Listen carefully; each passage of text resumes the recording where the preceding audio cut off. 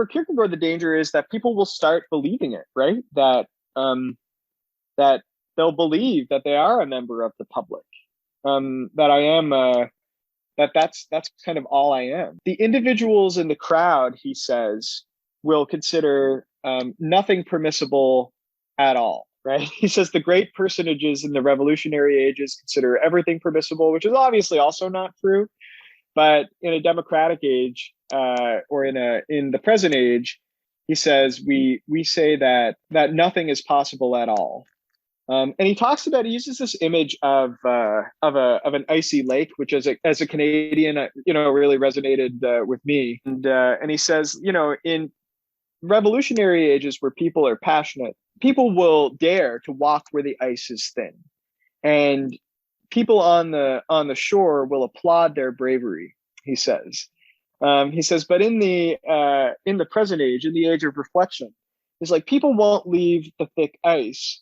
They'll call people who do crazy, but then he says they'll find the most expert skaters they can, and the expert skaters will not actually leave the safe part. They'll stay, in the thick ice close to the shore, and then everybody will congratulate themselves for how good their expert skaters are. And I think like that that's a really good way to understand the kind of leveling, right? That it's that it doesn't even occur to people that there are possibilities. It's not like, so one way to think about it is this, right? And this is maybe I shouldn't even say this, but having said that, I'm going to go ahead and say it. You gotta do it now. I gotta do it now. Philosophy professors love to call themselves philosophers, right?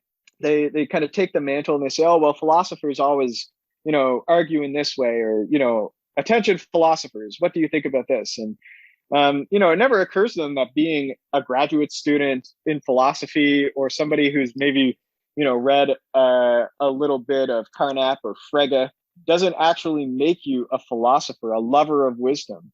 And Kierkegaard actually makes this the subject of one of his books, of Johannes Climacus, about a young boy who really loves thinking, and he goes to the university, and he finds out that modern philosophy begins with doubting everything. And he says, he looked around and he says, well, everyone I see, it doesn't look like they've doubted everything. They look pretty normal to me. He's like, but because they say that modern philosophy begins in doubt, and they all call themselves philosophers, they must have done it. So he tries to do it.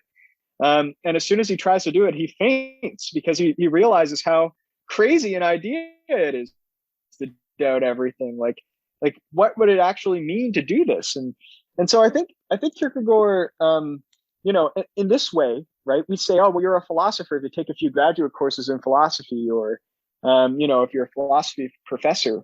But I'm sorry, but that doesn't necessarily mean that you love wisdom, right? Is that your primary affiliation? Or do you really care about making money, or, being clever in a very specific sort of way, or being famous somehow, right? And Kierkegaard's point about leveling is this, right? These people are excellent at making specific technical arguments, right? But that's not skating to the deepest part of the pond, right? So we watch someone make these fantastic arguments, show how smart they are, right? Scholars of Kierkegaard, look at how good your Danish is. You've read all of Hegel.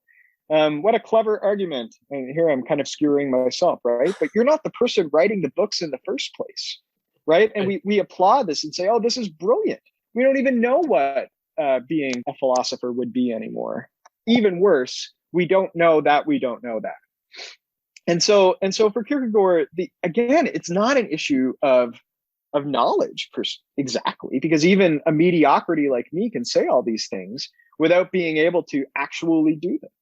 And so it's this distinction between passion and reflection that leads to a kind of leveling, right, and a closure of certain human possibilities.